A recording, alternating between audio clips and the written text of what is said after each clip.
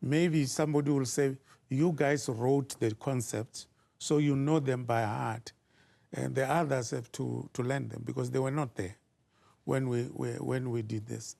So take the concept of peace in terms of the doctrines. There are three aspects of the word peace in the military and defense. We call peacekeeping, peace enforcement, and peacemaking. Those are doctrinal concepts which were supposed to be understood, and I don't think our ministers will say, call it what you want, if they had explained to him thoroughly what is the difference, because they are not the same at all. You can't say in one sentence, yes, we're doing peace enforcement, and another time, no, in a peacekeeping mission. These things don't go together. So there is a lot to be done in terms of preparing our people, in terms of preparing the spokespersons, you know, because then they will give the nation a wrong view. You had one of the families in Mafikeng was in Northwest. We were saying, but what was this all about? There's a contradiction. We are not told the truth because of the communication which we churn out. Yeah. Can I talk about the standing and the stature of the SANDF on the African continent? Where are we? As I say, this is the second such chapter we are witnessing now. This is the West, wherever. We have never been taken prisoners. And you can expect our image has been battered. This will remain a sore spot for the SANDF. Soldiers themselves, particularly those who are in the terrain of battle, they will carry scars, you know. No soldier wants to report that I'm a prisoner of war. That is unthinkable. I've seen wars being fought. I've studied wars. The first thing which you have when things become tough is to think about carrying your dead, your wounded, and your remaining soldiers out of the combat area. You don't leave them there. Now, can you imagine those who are sitting there in hospital and those who are sitting there in the bases surrounded?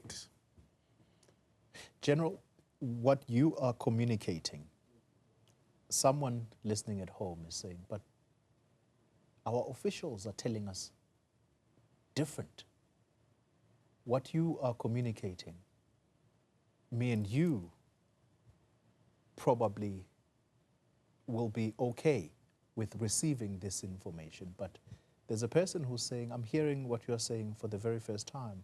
If our soldiers are surrounded, if the wounded are unable to leave Eastern DRC because of a situation that is perceived to be some kind of hostage situation, what are you talking about? Why is it that our government officials are not communicating this, if indeed it is reality what you are communicating?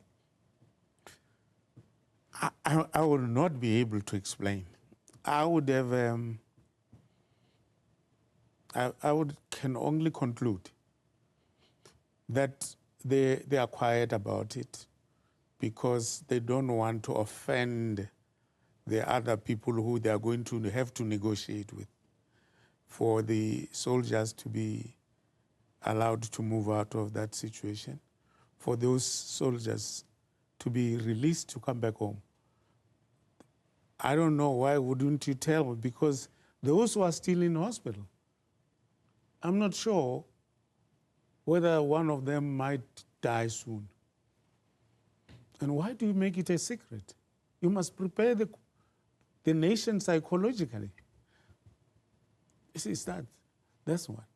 The other thing, I don't know why they're quiet. As I'm sitting here, I'm reading what those young people there in the thing are saying. They're sending to their relatives and friends, and they are sending to me. And I don't know why wouldn't we be candid enough to tell the people the situation has become untenable. Because we are waiting to negotiate their way out. They cannot just walk out tomorrow. If they could, they will be here together with the coffins of the deceased. But they're not there because there's still a problem on the ground, a serious problem, which we need to negotiate. The Minister of Defense is supposed to be in Tanzania. I think she will go back with the chief because that is a resolution. To go and make sure that things allow normality to return to Goma. But I can tell you, it's not going to be easy. General, there's still lots for you and I to talk about. So I'd like you to remain, but we are going to take a break and bring you some other news